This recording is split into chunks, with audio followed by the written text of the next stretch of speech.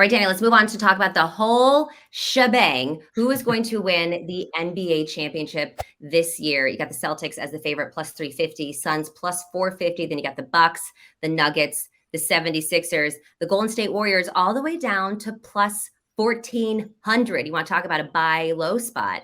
Who are you liking to take the whole thing? It's the easiest it's the easier conference to get out of, I should say.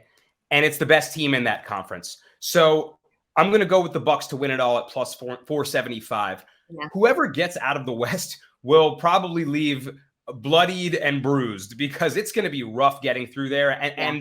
And hey, maybe they'll come out sharpened as ever, and and it'll be the Suns or the Nuggets or powerhouse over there to take it. I just feel like Giannis is the anti-defense. There's nothing for him, and when he has the healthy pieces around him, he could win the NBA championship any year.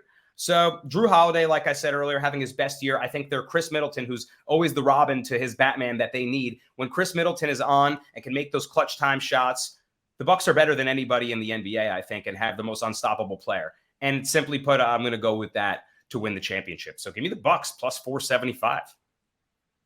I love it. I'm on the Bucks as well, but in the course of this conversation, I've talked myself into the Warriors at plus 1,400 because they get in a best of 7. This is not a team that you want to see. They have so much experience. They have so much depth. They have so many shooters. And I feel like the regular season is almost boring to the Warriors. You get them in the postseason and they are a different team. If the Warriors get in and make some noise in the West and they get to a final, I'm sorry. It's hard for me to go against the, what are they, 4-time?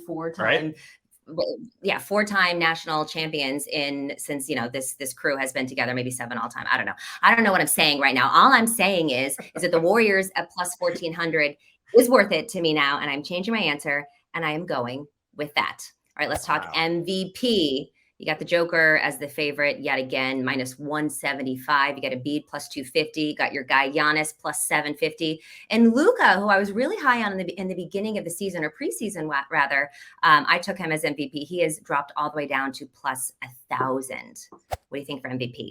Yeah, I was with you on Luka early on. I tuned into a Knicks-Mavs game that I got interested in betting on, and it was the game that he had like a 50-point triple-double and did everything under the sun to win that game on his own. I was like, holy crap, stop the season now. Just give him this award because it's one of the best regular season performances I've ever seen in my life. I was floored.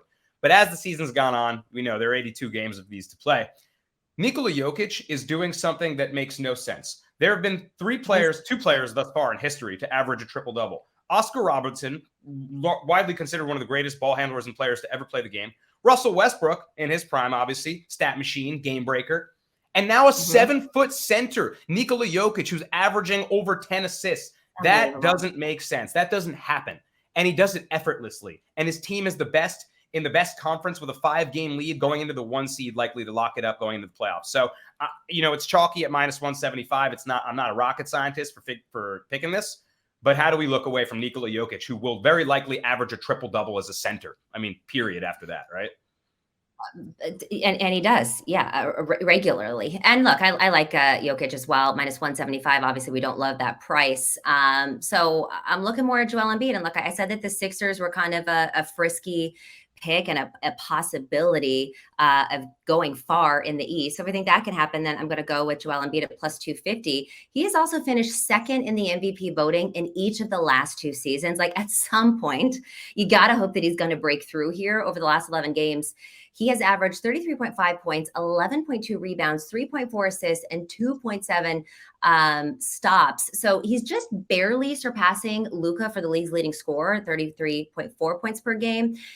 And he's had 5 games over 40 this season, 1 game over 50. He dropped 53 against the Hornets in December. So slightly better value. If I think that the Sixers can make a run and Joel Embiid has been having such a great season, he continues to, I'm going to go with Embiid on this one. And again, let's not count out Steph Curry because, I'm always going to somehow bring it back to the Warriors here. The Bay Area. Well, this will be Jokic's 3rd in a row. So I'm rooting for that. I'm rooting for some more history. But behind him, I do like Embiid just for his sheer dominance. He's finished so close, like you said, in the standing. So yeah, if there's a second pick behind him for sprinkling, for plus money, for much better odds, Embiid is a good second choice to back. I like that.